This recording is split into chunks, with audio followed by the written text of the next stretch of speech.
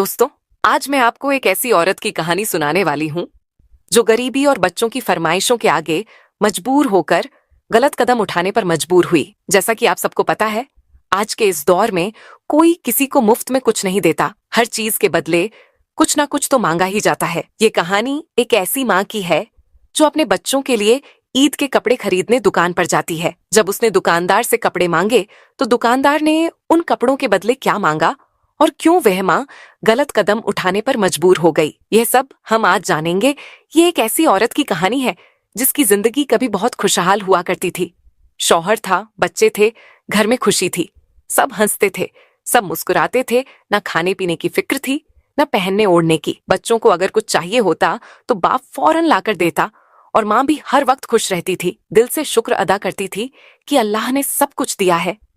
लेकिन वक्त कभी एक जैसा नहीं रहता। अचानक एक दिन उस औरत के शौहर का इंतकाल हो गया। बस वही दिन था और उसके बाद उस औरत की जिंदगी का सुकून खत्म हो गया। घर का वह हंसता खेलता माहौल जैसे उजड़ गया हो। शौहर के मरने के बाद वह 1 साल तक आराम से गुजारा करती रही, क्योंकि शौहर ने जो थोड़े बहुत पैसे जमा किए थे वही उसके काम आते रहे। वही जमा पूंजी से बच्चों का पेट भरने लगी। कुछ थोड़ा बहुत चलाया, लेकिन जब वह पैसे खत्म हो गए तब असल मुश्किल शुरू हुई।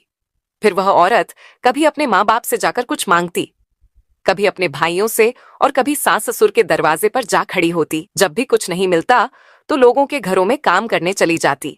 कभी बर्तन धोना, कभी फर्श साफ करना, कभी कपड़े धोना। बस जैसे तैसे 2 वक्त की रोटी का इंतजाम हो जाता। लेकिन दोस्तों, सिर्फ रोटी से जिंदगी नहीं चलती। जब ईद करीब आती या किसी की शादी होती तो माँ का दिल बच्चों की ख्वाहिशें देखकर कट जाता। इतने पैसे कहाँ थे उसके पास कि वह बच्चों को नए कपड़े और नए जूते दिलवा पाती। और बच्चे क्या जानते थे कि उनकी माँ किन हालात से गुजर रही है। वे बस अपनी जिद करते, अम्मी पड़ोस के बच्चों ने तो ईद के कपड़े और जूते ले लिए हैं, हमें भी दिला दो। पिछली बार भी आपने हमें नए कपड़े नहीं दिए थे, इस बार तो दिला दो। मासूम बच्चों को क्या खबर कि माँ हर दिन अपनी गैरत, अपनी थकन और अपनी मजबूरी से लड़ रही है। लेकिन बच्चों को तो सिर्फ खुशी चाहिए, उनकी जिद पूरी होनी चाहिए। और माँ, वह माँ तो बस बच्चों की आंखों में खुशी देखना चाहती है, चाहे उसे इसके लिए कुछ भी बर्दाश्त करना पड़े। वो बच्चे इसी चीज पर जिद किए हुए थे कि अम्मी इस बार तो हमें नए कपड़े और जूते दिला दो। पिछली ईद पर भी हम पुराने कपड़ों में बैठे रहे थे, सब दोस्तों ने हमें छेड़ा था। इस बार तो आप हमें भी ईद वाले दिन नए कपड़े पहनाकर कहीं ले जाएं। वो तो मासूम बच्चे थे, नादान थे, जिद करना उनका हक था। उन्हें क्या पता कि उनकी माँ किन हालात से गुजर रही है। उन्हें क्या खबर कि उनकी माँ सुबह से शाम तक किस तरह लोगों के घरों में काम करके थकी हारी टूटी हुई वापसी करती है। बस उनके लिए बच्चों को तो बस अपनी खुशी नजर आती है, दिल की ख्वाहिश नजर आती है और आसपास के बच्चों की रंगीनियां छुपती हैं। माँ तो आखिर माँ होती है ना। उसने दिल ही दिल में फैसला कर लिया कि इस बार अपने बच्चों को जरूर खुशी देगी। पिछली ईद पर भी मैंने इनको नए कपड़े नहीं दिलाए, मैंने उन्हें वह कुछ भी नहीं दिलवाया जो उनका दिल चाहता था। बस हालात की मार सहती रही। लेकिन इस बार मैं चाहे जैसे भी हो अपने बच्चों को खुश करके रहूंगी। फिर वह औरत अपने रिश्तेदारों के पास गई, माँ बाप के सामने हाथ फैलाया, भाई से मदद मांगी। उसने कहा, मेरे बच्चों की जिद बहुत बढ़ गई है, उनके लिए कपड़े और जूते चाहिए। लेकिन किसी ने कुछ नहीं दिया। माँ बाप ने कहा, बेटी हम खुद मुश्किल में हैं, अपने लिए भी कुछ नहीं लिया। भाइयों ने साफ इनकार कर दिया, इस बार तो हमने भी कपड़े नहीं लिए, तुम्हें क्या दें। फिर वह सास ससुर के पास गई, लेकिन वहां से एक और दिल तोड़ने वाली बात सुनने को मिली। उन्होंने कहा, तुम अब अकेली हो, तुम्हें दूसरी शादी कर लेनी चाहिए। कोई अच्छा आदमी मिल जाएगा तो तुम्हें और बच्चों को सहारा देगा, खुश रखेगा। यह बात सुनकर औरत का दिल हिलकर रह गया। शायद वह शादी कर भी लेती अगर सिर्फ अपनी खुशी की सोच रही होती। लेकिन उसने सोचा, जिस शख्स ने मेरे बच्चों को जन्म नहीं दिया वह उनसे दिल से मोहब्बत कैसे करेगा। वह मुझे तो शायद खुश रखे, लेकिन मेरे बच्चों को वह खुशी नहीं दे सकेगा जो उनके बाप ने दी थी। उसने दिल में तय कर लिया कि वह शादी नहीं करेगी, वह खुद हर तकलीफ सह लेगी, लेकिन अपने बच्चों को किसी सौतेले बाप के रहम करम पर नहीं छोड़ेगी। औरत दरवाजे से बाहर आई तो सूरज जैसे सर पर आग बरसा रहा था, लेकिन उसके दिल में इस वक्त सिर्फ एक ही आग जल रही थी। अब कहाँ जाऊं, किससे मांगूं, कौन मेरी मदद करेगा। सड़क पर आते जाते लोगों को देखकर उसे यूं लगा जैसे हर चेहरा अजनबी है और हर दरवाजा बंद। दिल बार बार बस एक ही सवाल कर रहा था, क्या बच्चों की खुशी के लिए अब अपनी इज्जत का सौदा भी कर लूं? मगर अगले ही लम्हे उसने खुद को झटका दिया, नहीं, मैं ऐसा नहीं कर सकती। लेकिन अगर कोई और रास्ता ना बचा तो यही सोच सच कर उसका सर झुकता जा रहा था। ऐसा लग रहा था जैसे मजबूरी अब उसे दीवार से लगा चुकी है। उसे समझ नहीं आ रहा था कि अब करें तो क्या करें।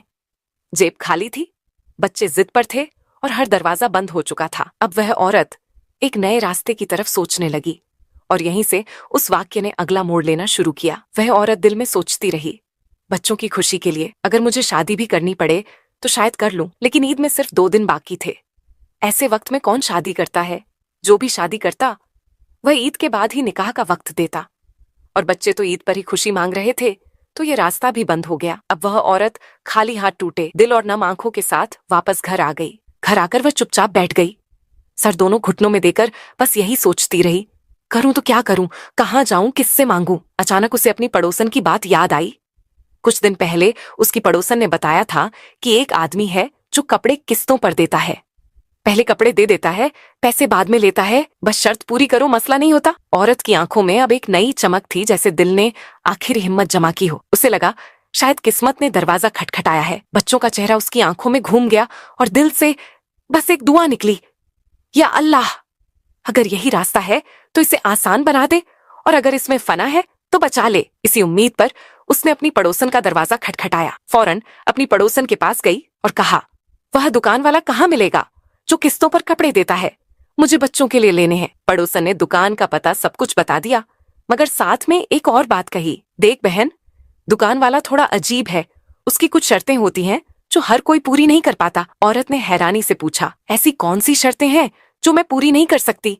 मैं कपड़े तो बच्चों के लिए ले रही हूँ, कोई नाजायज काम थोड़ी कर रही हूँ।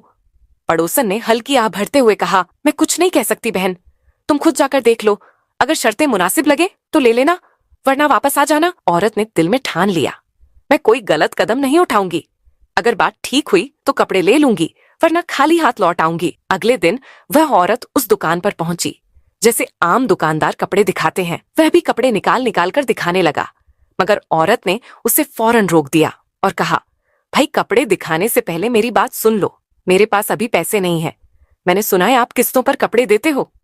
दुकानदार ने मुस्कुराकर कहा, हाँ भाभी जी देते हैं, मगर किस्तों पर रेट थोड़ा ज्यादा होता है, और एक बात और, हम शर्तों के बिना किसी को कपड़ा नहीं देते, क्योंकि बहुत लोग कपड़े लेकर भाग जाते हैं और पैसे नहीं चुकाते। औरत ने पूछा, तो फिर बताओ ना क्या शर्तें हैं? अगर स्टैंप लिखवाना हो तो वह भी करवा लूंगी, मुझे सिर्फ अपने बच्चों के कपड़े लेने हैं। दुकानदार का लहजा अब थोड़ा बदल चुका था, वह थोड़ा आगे झुका और धीमी आवाज में बोला, नहीं भाभी जी, स्टैंप की जरूरत नहीं, मगर हमारी शर्तें थोड़ी मुश्किल हैं। फिर उसने मेज के नीचे से एक किताब निकाली और कहा, इसमें हमारी सारी शर्तें लिखी हुई हैं, आप आराम से पढ़ लेना, अगर हमारी शर्तें मंजूर हो तो हम कपड़े दे देंगे, और अगर पसंद ना आए तो बिना कोई बहस किए चुपचाप यहां से चली जाना। औरत ने कहा, ठीक है, मैं पढ़ लेती हूँ। उसने किताब खोली और आहिस्ता आहिस्ता पढ़ने लगी, लेकिन जैसे ही उसने पहली शर्त पढ़ी उसके हाथ कांपने लगे। लिखा था, जो भी औरत किस्तों पर कपड़े लेने आती है उसे सबसे पहले हमारे सामने अपना बुर्का और सारे कपड़े उतारने होंगे, वह मुकम्मल तौर पर हमारे सामने खड़ी होगी और हम उसकी एक वीडियो बनाएंगे जिसमें उसका चेहरा और जिस्म साफ नजर आएगा। यह वीडियो हमारे पास तब तक महफूज रहेगी जब तक आप हमारी तमाम रकम अदा ना कर दें। अगर आपने वक्त पर पैसे नहीं चुकाए या बीच में देने से इनकार कर दिया तो हम इस वीडियो को गंदी वेबसाइट पर अपलोड कर देंगे, जहां से जो भी पैसे आएंगे वह हम आपके कर्ज में जोड़ देंगे और अपना हिसाब पूरा करेंगे। हमारी दुकान पर यह पहला उसूल है। शर्त को पढ़कर औरत का दिल दहल गया, हाथ कांपने लगे और किताब उसके हाथ से लगभग गिर पड़ी। दूसरी शर्त, अगर आप पहली शर्त मंजूर नहीं करती तो हमारे पास दूसरा तरीका है, आपको हमारे साथ जिस्मानी ताल्लुक कायम करना होगा। जब भी हम कॉल करें, जब भी हम बुलाएं, आपको फौरन आना होगा और यह मुलाकात सिर्फ एक बार की नहीं होगी। यह सिलसिला तब तक जारी रहेगा जब तक आपकी सारी किस्तें मुकम्मल अदा नहीं हो जाती। और हाँ, अगर दरमियान में आपने आना बंद कर दिया तो हम आपकी पहली वीडियो इस्तेमाल कर सकते हैं या फिर आपके खिलाफ पुलिस में झूठा केस भी दर्ज करवा सकते हैं। तो बेहतर यही है कि जब तक कर्ज पूरा ना हो आप हर बार बुलाने पर हाजिर रहें। यह शर्त पढ़ते ही औरत का रंग उड़ गया, उसकी सांसें तेज हो गई जैसे दम घुट रहा हो। तीसरी शर्त, अगर आप ये दोनों शर्तें नहीं मानती तो फिर हमें एक स्टैम्प पेपर देना होगा जिसमें यह साफ लिखा जाएगा कि जिस मकान में आप रहती हैं अगर वह आपके नाम है तो हमें पूरा हक होगा कि अगर आप तय वक्त पर किस्त अदा ना कर सकें तो हम वह मकान अपने नाम करवा लेंगे और बेचकर अपनी रकम वसूल कर लेंगे। यह स्टैम्प कानूनी होगा और अगर आप बाद में इनकार भी करें तो हम आपके दस्तखत दिखाकर मकान बेच सकते हैं। ये शर्तें सिर्फ एक औरत के लिए नहीं थी बल्कि यह दुकान की तयशुदा पॉलिसी थी। जो भी औरत यहाँ किस्तों पर कपड़े लेने आती उसे इन्हीं शर्तों से गुजरना पड़ता। औरत ने थकी हुई आंखों से सारी शर्तें पढ़ ली। उसके हाथ में किताब कांप रही थी मगर दिल में एक बात बिल्कुल साफ थी, पहली और दूसरी शर्त तो वह कभी भी नहीं मान सकती थी क्योंकि वह एक इज्जतदार औरत थी। उसने खुद से कहा अगर मकान वाली बात होती तो शायद सोच लेती, मगर मेरे पास तो अपना कोई घर ही नहीं है। मैं तो किराए के मकान में रहती हूँ और किराए के मकान का कोई स्टैंप नहीं बनता। यह सोचकर उसने किताब बंद की और खामोशी से दुकानदार की मेज पर रख दी। बिना एक भी लफ्ज कहे वह पलटी और तेज कदमों से दुकान से निकल गई। आंखें झलकने को तैयार थी और कदम कांप रहे थे। जिस उम्मीद के साथ वह दुकान गई थी वहां से बेइज्जती, खौफ और शर्मिंदगी लेकर लौट रही थी। उसकी आंखें डबडबाई हुई थी, दिल बोझल था और कदम लड़खड़ा रहे थे। जैसे ही वह बाहर निकली सामने एक दूसरी दुकान थी। वहां खड़ा एक और दुकानदार ये सब देख रहा था। उसने दूर से ही औरत के चेहरे पर छाई मायूसी और बेबसी को भांप लिया। वह दुकानदार उस पहले वाले शातिर इंसान को अच्छी तरह जानता था। उसे पता था कि वह कैसे मजबूर औरतों को धोखे से अपने जाल में फंसाकर अपनी हवस पूरी करता है। लेकिन यह दुकानदार अलग था, एक अल्लाह वाला इंसान। उसने दिल में सोचा ये औरत किसी गलत काम के लिए तैयार नहीं है, बस अपनी मजबूरी से लड़ रही है। अगर मैंने इसकी मदद ना की तो शायद ये टूट जाएगी। नरमी से उसने आवाज दी, बहन जी अगर आपको कपड़े चाहिए तो मेरी दुकान से ले सकती है। औरत ने ठिठक कर उसकी तरफ देखा और तपाक से कहा, भाई मेरे पास पैसे नहीं है, मैं किस्तों पर लेने गई थी। दुकानदार ने हल्की मुस्कान के साथ जवाब दिया, पैसे बाद में दे देना, कोई जल्दी नहीं, बस बच्चों की खुशी बनी रहनी चाहिए। ये सुनकर औरत का दिल जोर से धड़कने लगा। उसे फौरन पहले दुकानदार की बातें और उसकी शर्तें याद आ गई। उसने झट से कहा, भाई मैं वह शर्तें नहीं मान सकती, मैं मजबूर हूं, लेकिन अपनी इज्जत नहीं बेच सकती। अल्लाह वाले दुकानदार ने गहरी सांस लेते हुए कहा, बहन मेरी कोई शर्त नहीं है, ना कोई वीडियो, ना कोई जिस्मानी ताल्लुक, ना कोई स्टैंप पेपर।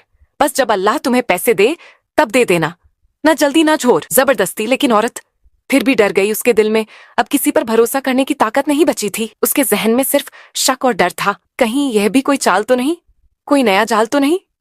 उसने कांपती आवाज में कहा, नहीं भाई मुझे कुछ नहीं लेना, शुक्रिया। दुकानदार ने उसकी हालत देखी और समझ गया कि यह औरत किसी पर भी एतबार करने की हालत में नहीं है। उसने हल्की मुस्कान के साथ कहा, बहन मैं रोजे की हालत में हूं, झूठ नहीं बोल सकता, मैं तुम्हें धोखा नहीं दूंगा, ना मेरी कोई गंदी नीयत है, बस अल्लाह के लिए मदद करना चाहता हूं। लेकिन औरत कुछ नहीं बोली, ना रुकी ना पलटी, बस तेज कदमों से अपने घर की तरफ बढ़ गई। अल्लाह वाले दुकानदार ने दूर से उसे जाते देखा और उसकी बेबसी को महसूस किया। वह समझ गया कि यह औरत शरीफ है और अब किसी पर एतबार करने की हालत में नहीं है। वह कुछ देर अपनी दुकान के बाहर खड़ा रहा। उसका दिल बेचैन था, जैसे कोई अंदर से आवाज दे रहा हो, यह औरत अब खुद मदद नहीं मांगेगी, लेकिन इसकी खामोशी बहुत कुछ कह रही है। धीरे धीरे उसने उसके पीछे चलना शुरू कर दिया, ना आवाज दी ना खुद को जाहिर किया। बस इतना चाहता था कि देखे यह औरत कहाँ रहती है ताकि वह उसकी मदद कर सके। रास्ते में चलते हुए उस अल्लाह वाले दुकानदार ने बस एक दुआ मांगी, या अल्लाह अगर मेरी नीयत खालिस है तो मुझे इस औरत का बोझ बांटने की तौफीक दे। ऐसी मदद जो इज्जत के साथ हो, ऐसी मदद जो जुबान से नहीं दिल से दी जाए। जब उसने उस औरत का घर देख लिया तो चुपचाप वापस लौट आया, लेकिन उसका दिल बेचैन था। शाम ढलते ही वह फिर से लौटा, किसी से कुछ कहे बिना, बिना किसी पहचान के, बस नेक नियति के साथ।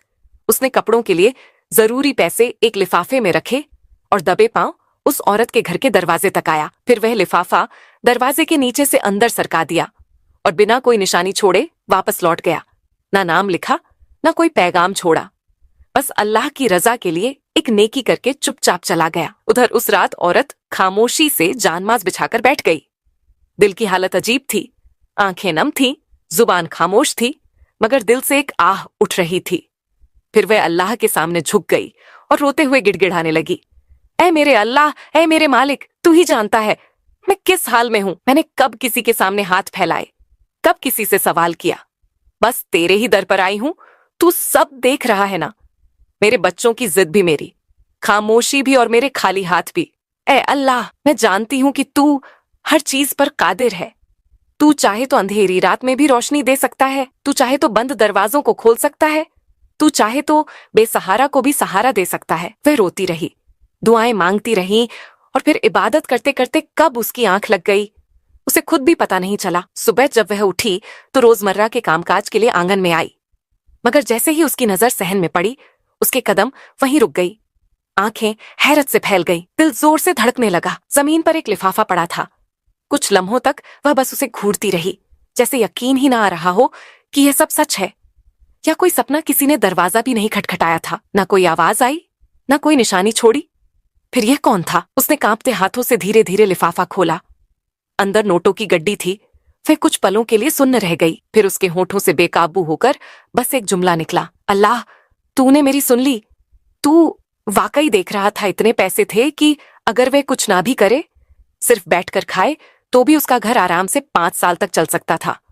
उसकी आंखों से आंसू बहने लगे, मगर इस बार यह आंसू गम के नहीं, शुक्र के थे। वह दौड़कर जान माज पर जा बैठी। वह औरत सजदे में गिरते हुए सिर्फ एक ही जुमला कह सकी, ए मेरे अल्लाह, तूने मेरी सुन ली, तूने गैप से मेरी मदद की, तू ही सच्चा है, तू ही बड़ा है। उसकी आंखों में जो आंसू थे वे दुख के नहीं बल्कि शुक्र के थे। उसने फौरन बच्चों के लिए कपड़े और जूते खरीदे और ईद के दिन अपने बच्चों को साथ लेकर घुमाने भी गई। बच्चे खुश थे, मां सुकून में थी, और सबसे बड़ी खुशी इस बात की थी कि उसने कभी किसी के सामने हाथ नहीं फैलाया। बस अल्लाह से मांगा और अल्लाह ने उसे अता कर दिया। उसके दिल से बस यही दुआ निकली, या अल्लाह, तू हर दिल के हाल को जानता है। तू ही है जो अंधेरों में रोशनी पैदा करता है, तू ही है जो गम के बाद सुकून अता करता है। हमें किसी के आगे हाथ फैलाने की नौबत ना देना। हमें हलाल रिज्क अता फरमा, ऐसा रिज्क जो हमारे बच्चों के लिए बरकत हो, और ऐसा रिज्क जो हमारे दिलों को भी मुतमिन कर दे। या रब, जो बेरोजगार हैं उन्हें अच्छा रोजगार अता फरमा। जो माँ बाप अपने बच्चों की जरूरतें पूरी नहीं कर पा रहे, उनके लिए आसानियां पैदा फरमा। उनके दिलों में सब्र और जुबान पर तेरा शुक्र जारी फरमा। या अल्लाह, हमें ऐसे वक्त में भी सीधे रास्ते पर कायम रख, जब दिल टूटे होते हैं, जेब खाली होती है और दुनिया हमें ठुकरा देती है। बस तू हमें थाम लेना और हमारे दिलों में यह यकीन कायम रखना कि तेरे खजाने कभी खत्म नहीं होते और तेरे दर कभी बंद नहीं होते। ए रब्बुल आलमीन, जो औरतें और मर्द इज्जत के साथ जीना चाहते हैं लेकिन मजबूरी उनका रास्ता काटती है, तू उनकी मदद फरमा, उनके लिए गैब ही रास्ते खोल दे और उन्हें कभी उनके जमीर के खिलाफ फैसला लेने की नौबत ना आने दे। आमीन या रब्बुल आलमीन। नबी करीम सल्लल्लाहु अलैहि वसल्लम ने फरमाया, जिसने तकवा इख्तियार किया, अल्लाह उसे निजात की राह निकाल देता है और उसे वहां से रिज्क अता फरमाता है जहां से वह सोच भी नहीं सकता। अपने आसपास नजर रखें कि कहीं किसी बेसहारा के साथ कोई जुल्म तो नहीं हो रहा। कमेंट बॉक्स में अपनी राय का जरूर इजहार करें।